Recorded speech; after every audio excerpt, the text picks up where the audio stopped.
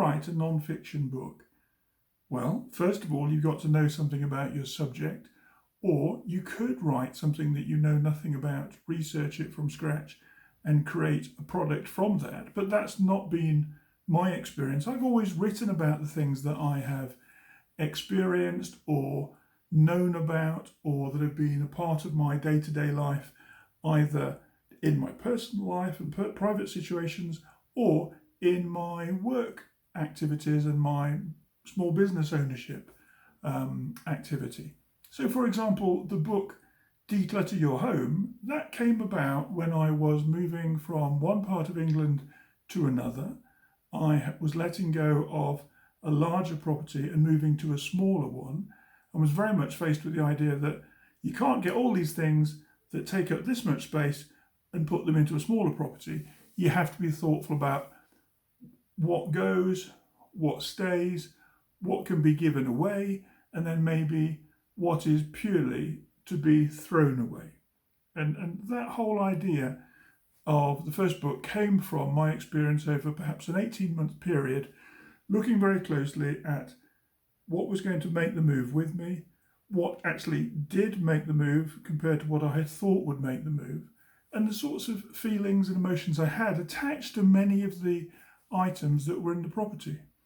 A lot of the things that were in the family home that we grew up in, we perhaps had an affinity to certain items that a brother or a sister didn't have that same affinity to. So before Mum moved out of the property, she actually made some notes about who might want what item.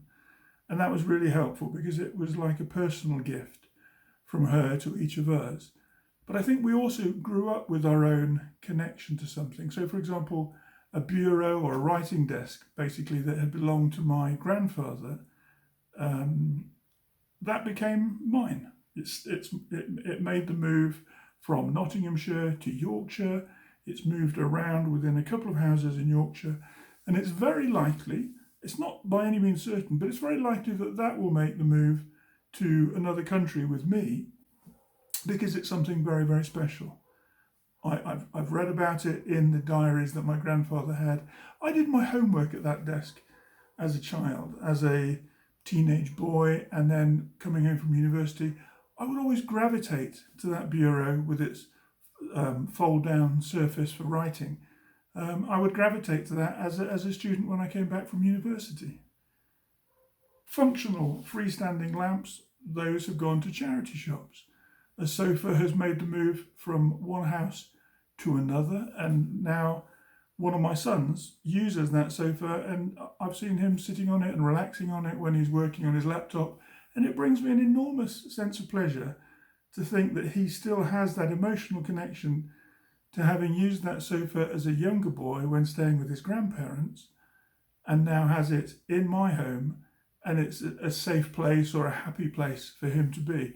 The whole idea of the book, Declutter Your Home, was to capture what I thought were going to be the practical stages of minimizing the things in your house and letting go of declutter and throwing away rubbish and giving away good quality items to charity shops where they could sell them, and the charity then benefits from that activity.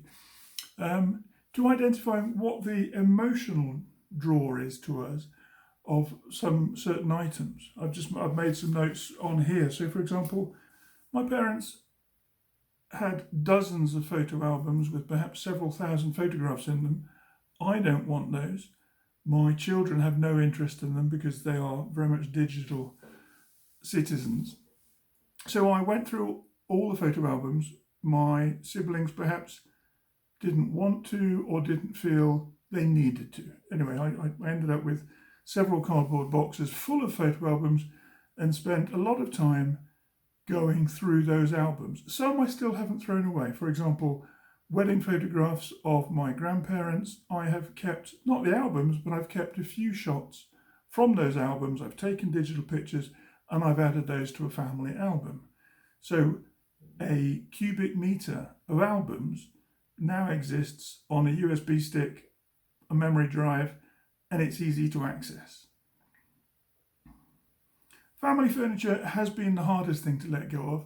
Family furniture Often it's practical, some of it's very functional, but I've ended up with a beautiful dining table set that was in our house as we grew up as children. But I've also ended up with a beautiful 1960s blue and white checkered table that was my parents' original kitchen table when they lived in the flat before they got married back in the 1950s. I love it. The legs are removable. That will travel with me to another country. Seeing it and touching it and sitting at it and working at that table brings back so many positive childhood memories that is something that has made or is going to make a very specific journey with me and which I will carry with me. Love letters between my parents, military diaries that were my great-grandparents, some old photographs that belonged to my grandfather that he had kept from his parents. Those have all gone into something probably the size of a shoebox, along with one of my great-grandfather's medals, his military history service records, and photographs of his regiment. All those things have been kept. But crockery, ceramics, it was easy to fill the car with things like that and take things that should long have been thrown out to the municipal tip, but also to package up all the good and clean and reusable things and take those to a charity shop so that they live again. The thing that really captured me and surprised me was the emotional attachment I had to so many things in the house. I hadn't realised before I wrote the book about decluttering your home that I could see hoarding tendencies in some of my family, but very specifically in me, around items to do with old school notebooks or exercises or exam result papers. I didn't need any of them, and it took me several years to throw some of those things away. But when I did so, I was able to do so because I had a clear sense that, fine, I've had the experience of them, I've written about them in a journal, a digital journal, and I have let go of that space. Because the thing about decluttering your living environment is it allows more movement of energy. It allows other things to come into your house or into your property that don't necessarily need to be the same size or take up as much space, but can be important to you or valuable to you in a different way. I know that I've given away more than 800 books to charity shops. Now, if those books sell between £1 and £10, there's more than a couple of £1,000 worth of value that's being given away to those organisations. And that's something you can do in the declutter process.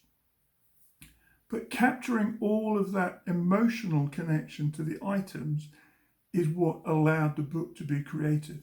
Because it was one thing to physically see a box of family heirlooms or a box of memorabilia and think, oh my goodness, I remember that as a teenager, as a young man in my 20s.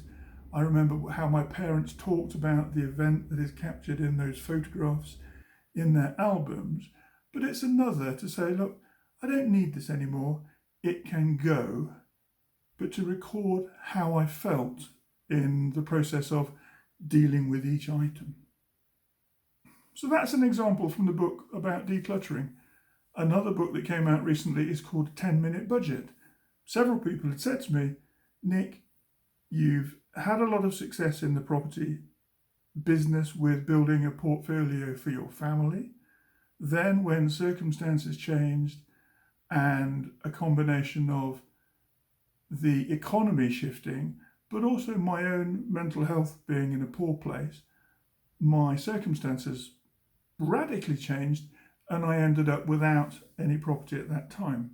It's taken a long time to build back a property income and a business from that, still with the renting of property to people. But in the process of recovery, I had to really get my head around starting from scratch, working on these are the debts that need to be paid quickly and urgently. These are the debts that can be paid over the medium to long term. And this in the middle is my budget that says how I will get from a difficult situation to an enhanced situation and work through that process. So the book 10-Minute Budget came out of that experience of very difficult personal finance, a colossally unpleasant and uncomfortable period of years of recovery from a financial crash to financial stability again. But it was in the process of thinking how I went through that, or the stages of that recovery, that became the book 10-Minute Budget. The simplest way to explain it is that I wrote a book based on the half hour I dedicated to budgeting 1 day a week when I had a very low income, to how I developed that to something very different and far more positive over a period of years. But it was the budget that got me from point A to point B, and that allowed a smooth process, relatively speaking, a smooth process of transition, and that became the story behind 10-Minute Budget. That's not so much about personal feelings and emotions as my Declutter Your Home book was, drawn from personal experience. But 10-Minute Budget has been a book that people have latched onto because it allows them a simple mechanism by which to handle their finances on a weekly basis for the better, and they can see the change at the end of the month that they've gone through. So that's an example of two books, Declutter Your Home and then 10-Minute Budget, that I have created from personal experience. One, the Declutter book, very much a personal response to the meaning we attach to the objects in our space, and a more practical book, 10-Minute Budget, about here are things you can do to enhance your situation or to create a better set of financial circumstances with a simple methodology that you follow week by week and benefit from. So if you want to create a how-to book or a non-fiction book, have a think about those activities and circumstances that you are strongly drawn to, that you feel you have decent knowledge in and you want to express on screen or on paper, so that you can put together a pamphlet and then a booklet and then an actual book that you can publish and sell, or which you can actually sell to a publisher, a mainstream publisher. You don't have to be an indie author. That's just the route that I've gone through recently, having been published by mainstream publishers quite a while ago. A very strong key that will guide you towards where you might be creating non-fiction output is have a think about those areas where people come to you and say, oh look, you're really good at this. Can you help me? Because I don't know how to X, Y, Z. Or can you look at this problem I've got, because I know that you've got experience in it, and I'd really value your opinion or your perspective on the trouble that I've got with this scenario.